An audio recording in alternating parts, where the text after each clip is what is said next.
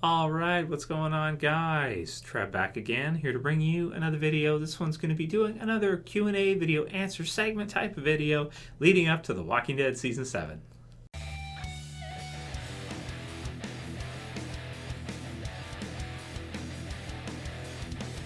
And if you guys missed it, did a review for Fear the Walking Dead's premiere, Season 2, Episode 1 last night, as well as my predictions for Episode 2, which will be next Sunday, of course. But want to continue with, the almost daily Q&A videos, as usual with you guys. Going to be answering your guys' questions, so keep sending me what you got. And we got lots of, video suggestions, lots of things to talk about. Keep sending me your video suggestions as well through the About tab of the channel, guys, and I will include them for the daily videos. So first one from Kwame. He asked what I think. My friend here on YouTube, check out his channel. He's got a great Dragon Ball channel, and his suggestion was that I do, or at least give my thoughts in a Q&A on what I think is going to happen with Carol next season, whether or not I think she's going to survive.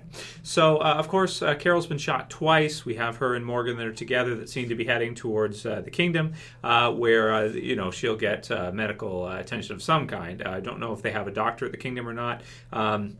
That was never really used in the comic book series, but it's a pretty good sized community, and it seems like to me they probably will have some kind of medical team, or at least one doctor, a person like a veterinarian or somebody that can at least help her out. So I do think she's going to survive. I can't really see, you've got a main death happening with the main group. I can't really see them killing Carol off on a side in another direction, but she's going to have to want to survive, right? She's in a state right now where she doesn't seem to want to survive. She kind of wants to give up, it seems like, and just kind of run away from the world and everything. And if she's killed, as part of that process, then great. Her Thanatos drive to just kind of go off and die, almost like an old dog or something that wants to go off and hide and just die, is kind of overtaking her. So she's kind of becoming more like her comic book version counterpart, which, even though the comic book series version is way different from the television series version, I almost think, even though they share the same name, they're not really the same character. I mean, they're just so different, right? Entirely different, like opposites in a lot of ways. But they've been kind of bringing it in lately. I do think she's going to get over this, though. I think that Morgan should give her some kind of reassurance and kind of help her just understand what's happening with her and why she feels the way she feels. And also that she may feel a bit vindicated, and that she has this disagreement with Morgan, and he kind of makes her feel bad about herself that she's killing, and he kind of wants to act like they don't have to. Well, as he got to see, she's correct as well at the same time, that sometimes they do have to, and he had to kill out of their savior that was, almost killed her to save her. So now that he's saved her, I think she'll kind of figure it out. I think she'll realize that she is kind of right, and that you're not killing because you want to, you're killing because you have to. I think Rosita said it best, where she kind of she was talking to somebody there. Who was that? Was she talking to Carol? Or I think it was Carol, actually, or somebody like that, when they were going to attack the saviors there at their facility. And she kind of let her know that they're not doing it because they want to do it. They're doing it because they have to do it, and that's different. It's the same thing with war. You're going, and if you're part of a country that gets into it with another country, and you've got a war going on, you don't really have much choice. You have to go. You have to kill. It's just something you have to do. It's not that you want to do it, but you have to do it. So I think she'll get over all that. I think she'll kind of figure herself out with Morgan there, and I think she'll survive through season 7. I think that Carol's kind of a mainstay in the series. That'd be a huge death if she's killed off, and I don't think it would be in kind of such a lackluster fashion as well. So there's the first question. Next one's from J2, and he says, "Hey Trev, Q&A question. Do you think Dwight thought Daryl was the leader of the group? Because if you rewatch the episode, when Negan asks which one of you is the leader, Dwight looks at Daryl." I actually, personally, I never noticed that. Does he really? I'll have to watch it again. But yeah, you would think, because Daryl is kind of like a leader of the group, but he's a leader of a certain section, and then Rick is kind of like the overall leader. Daryl, I would call something like a field leader. Like, he's somebody that Rick could give him a crew, and they could go on a run and do something, and and he could lead like a small team. Then he says, but after one of the saviors pointed at Rick, that's I think it's Wade, it's Stephen Ogg's character. I think that's his name, but I'll have to check wikis and stuff. I haven't checked yet. And Dwight then turns to Rick, and then he says, "Keep up all the good videos." So I do think Dwight does think that Daryl is a leader in the group to some capacity, yeah, and he is in some way, but he's not he probably didn't know that Rick is the overall leader of the group as a whole. So Yeah, but I think that's a good catch because I never really noticed that. Next one's from Freeland256, and he says, "Hi Trev, over the past months I have noticed that fans are split between Daryl or Glenn dying. After AMC left the fans with such a big cliffhanger, do you think the writers might change the script for season 7? So the one who is supposed to die will not, and they kill a different cast member than one really would not expect to see die, giving the fans a big shock to make up for the cliffhanger. I don't think the death scene has been shot anyway. Anyways, thanks. It's Freeland256. And that seems to be the topic of a lot of argument right now, is whether or not the death scene was actually filmed, because you have certain people in the cast that said that they were really upset when they had to go to filming. You had people crying and stuff like that. Norman Reedus has said in interviews that people were really upset, crying, this kind of deal. And you've had interviews where Andrew Lincoln showed up late and this kind of deal, and there was all this stuff going on. And so, but then you have other people like Chandler Riggs who say they don't know who it is who's killed. They don't even know.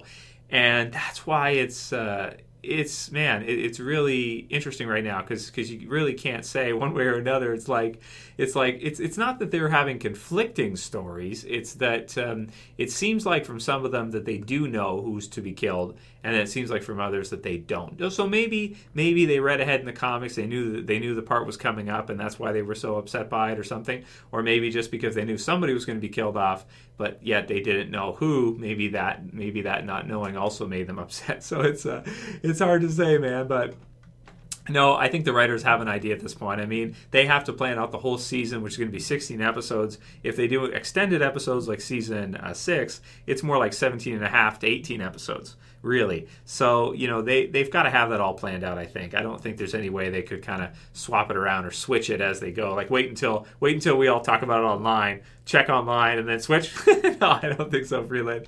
I don't think they would do that, they...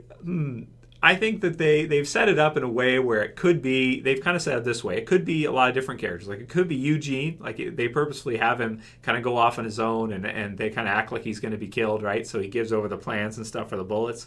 So they kind of set up a few and they make it look like a few could be killed, and then they kind of maybe just go with one, but there's a few that could go, right? So you don't know who it's going to be. And even though they put stuff in there, like Gimple does that with like Morgan in the past before for season 5, he purposely does this on purpose. I absolutely guarantee it. He makes you think that he's going to kill off somebody, and then sometimes he doesn't. Right, like with Morgan, season 5, the zombie body parts, the parts that match Morgan, his stuff and his gear, dead on the ground type of deal.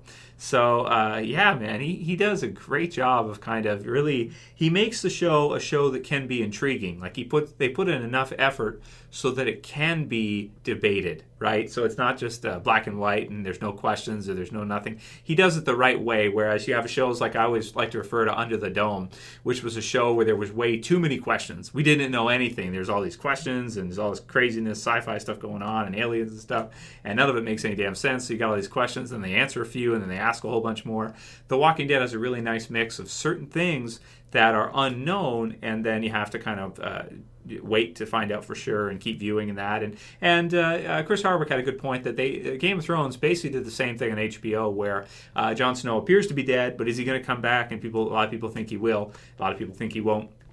And it's, it adds for debate, it adds for controversy over the show. It's got enough density so that people can continue to talk about it, continue to be interested in it without having everything answered, but at the same time, and everything black and white, just easy to see which way they're going with it. And at the same time, having it simple enough so it doesn't turn out like Under the Dome, where it's just this crazy creativeness, random nonsense. So yeah. Next one's from Pop Culture Stuff. He says, "Hey Trev, what do you think the Saviors will be able to get from Rick's group? They don't have anything to give unless they make bullets for them, but I doubt they want to arm the Saviors like that. Other than bullets, the only thing I can think of is muscle power." Now, Negan mentioned, I think he called him, did you Pop Culture Stuff, did you purposely call Negan Megan? So that's pretty funny. But M and N are next to each other. I'm assuming Negan, not Megan. Negan mentioned he would not be pleased if you called him Megan. Mentioned he was impressed with them. He wouldn't be impressed if he knew you were calling him Megan. So Negan mentioned he was impressed with them. Maybe he could make them go bully and attack other groups for him. What else could he do for them, or could he get for them? Well, here's the thing, right? So you can get people and you can have numbers, and that's great. But sometimes you may want to get, it's kind of like a basketball team, or let's compare it to a basketball team or a football team or something, right? So you have a lot of different players, but every so often you get somebody who comes along who's like a franchise player, right? You're talking about, with regards to Walking Dead, maybe Dwight, because he's really good. He actually is really good. I mean, he got Daryl there a couple times.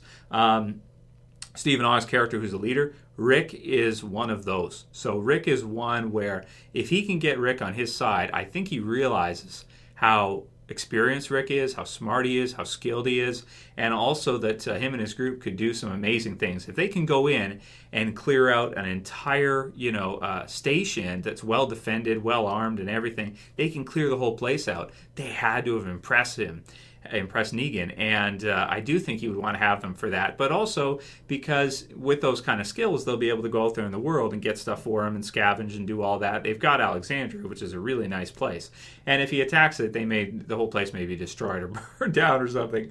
So I think there's a lot of reasons for Negan to want to have Rick's group. I mean, if you look at what we know of them, they've got Eugene, they're smart, they've got, they're going to have the ability to grow food, which even though, he does have the hilltop for that. But if you look at what Negan has so far, he doesn't really have a group like Rick's group that he can use like that.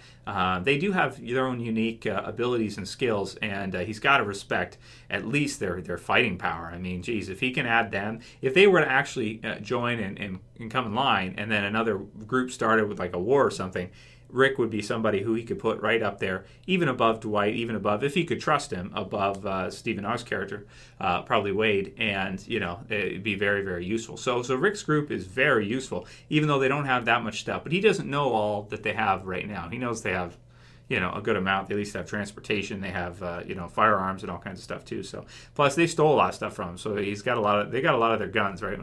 Flicks his hat. So it's fun. Anyway, I'll call it here for today's Q&A, guys. I'm going to try to shorten these a little bit so we can space them out over the course of summer. If you like today's video, you can thumb it up below. You can also share and favorite. And if you're new and you want to subscribe, you can subscribe at the bottom left. Keep sending me your questions, guys. Keep sending me all your stuff leading up to The Walking Dead Season 7. And I'll, make videos all summer long leading up to it. So it should be a lot of fun. I'll let you guys know any news. We'll do predictions, theories, trailer breakdowns, all the good stuff. All the usual stuff, same as usual. So yeah, do all that for me, guys. And thanks for watching today. I'll talk to you guys again soon. Probably have a new video for you tomorrow. So I was just Trev. I'm saying peace. See you guys.